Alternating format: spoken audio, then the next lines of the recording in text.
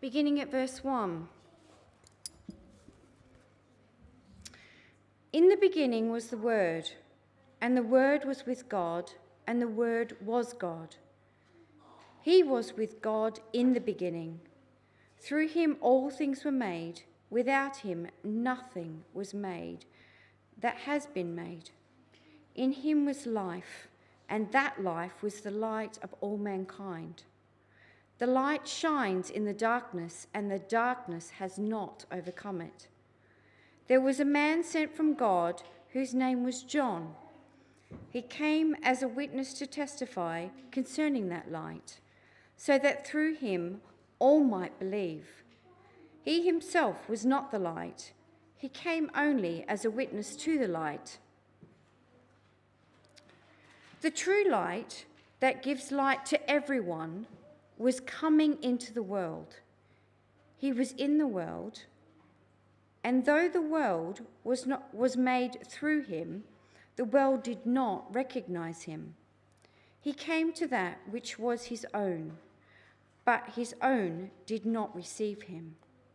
Yet to all who did receive him, so those who believed in his name, he gave the right to become children of God.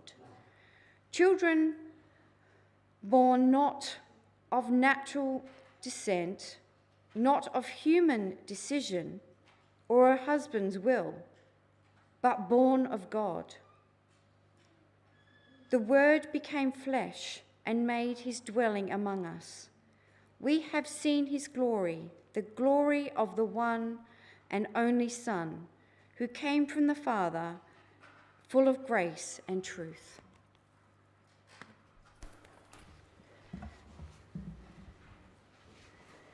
Thanks so much, Jill.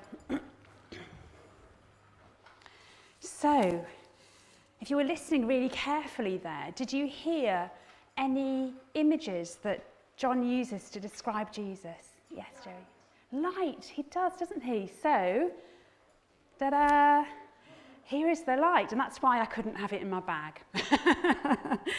So the light shining in the darkness is what represents Jesus Christ for us. Now, why do you think John might have chosen light to represent Jesus? Yes, Esther. He was the light of the world, that's right. And what do you think it is about light that makes us think of Jesus? It's everywhere, yeah. So once you've got a light lit, even if it's pitch darkness, it lights up the place, doesn't it? Anything else about light that might remind us of Jesus?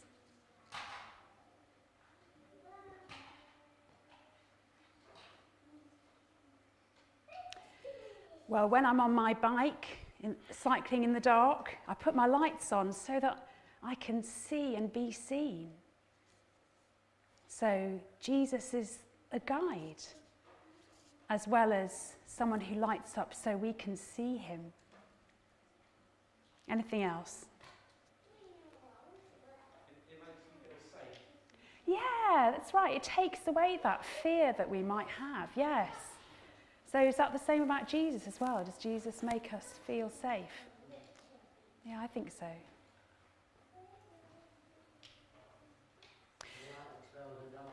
And the light expels the darkness, that's right, and that's what John says, doesn't he, Nigel? Yes. So these are all characteristics that we can proclaim about Christ. I think what's fascinating about the passage that we heard read is John talks about how the eternal Word became flesh. And that's a massive mystery, isn't it? How can God take on human form? How can that possibly be? How can the one through whom everything was made and created, the one from whom all life comes, how can he make his dwelling with us? It's a mystery, and ultimately all we can do is illustrate it in ways that are ultimately inadequate, but I'm going to have a go anyway. So in this box are some biscuits. I'm very sorry, I haven't made enough for everybody. But this was my true bake-off moment. Thank you. These are star biscuits, as you can tell. And of course, another image of Jesus is as the bright morning star. He talks of himself right at the end of the Bible in Revelation. I am the bright morning star, the one which rises in the east to tell you that dawn is on the way, a message of hope.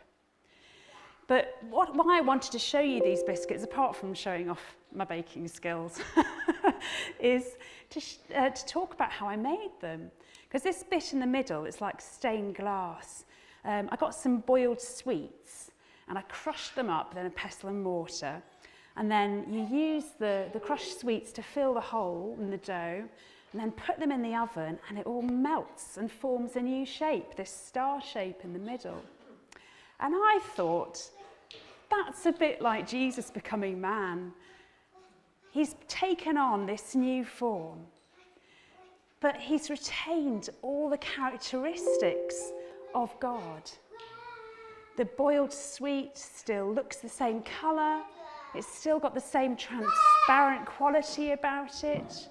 If you eat it, it tastes the same, and it's just as bad for your teeth as normal boiled sweets. And so it's a bit like, and only a bit like, Jesus, the Son of God, becoming man. I shall put those down there.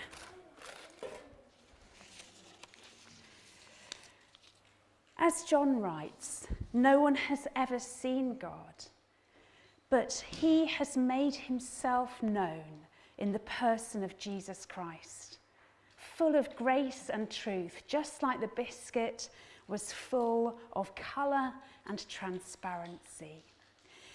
And the amazing thing about God becoming man is we know that he knows what it's like to be us, don't we? So a few days ago, I received some shocking news about somebody who I know very well. And I felt a mixture of shock and sadness and confusion, incomprehension actually. And I remember sitting down and praying about this and suddenly realising God knew and could feel all this with me. Sometimes we think that Jesus became a superhuman being. And so, yes, he'd feel all the good things, the love and I don't know, compassion, but that sense of confusion and sadness and just not being sure what to do or what to think, he knows that too. And that is the wonder of Jesus becoming a human being. But because Jesus is still God, that way he can help us through those feelings. He can help us find healing and redemption. How wonderful is that? And our task as his followers is to gaze upon him, to gaze upon that bright morning star, because in him is the light of all people, the light of the world, as he said, Esther. In him is the glory of God. And as we gaze upon Jesus Christ, as we worship him, we'll become more familiar with God, whom Jesus Christ has made known to us, and we will become more like him. How amazing! We can become more like him as we gaze upon him. And John also says that as we receive Jesus, as we make a home for him in our lives, we're given the power to become God's children. How amazing is that? Do you know that you have the power, the right, the authority to be a child of God? I think often we think we don't even have the right to be in God's presence, let alone be treated as his dear child. And yet here John is saying, those who receive Jesus and who believe in his name have the red carpet rolled out for them, you can run into the presence of God because you are his child. Come on, come on.